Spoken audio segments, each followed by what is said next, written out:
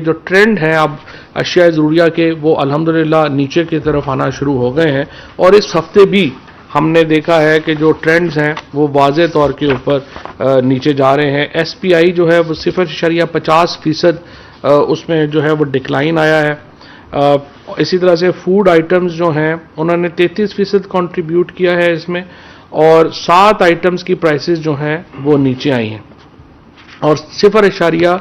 اس کی وجہ سے 70% جو پرائسز ہیں وہ نیچے آئی ہیں۔ ٹماٹر کی قیمت میں 0.31% کمی آئی ہے، آلو کی قیمت میں 0.13% کمی آئی ہے، چلی پاؤڈر کی قیمت میں یعنی سرخ مرچ کی قیمت میں 0.13% کمی آئی ہے، اور باقی جو ہے ان میں 0.13% کمی آئی ہے۔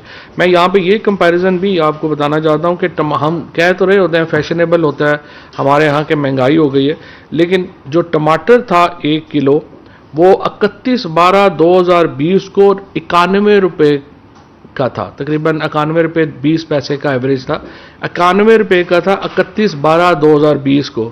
اس وقت ٹماٹر کی قیمت جو ہے وہ 55 روپے ہے۔ جو پوٹیٹو ہے، آلو ہے، وہ پچھلے سال 31/12/2020 کو 44 روپے کا تھا، اس وقت وہ 41 روپے کا ہے۔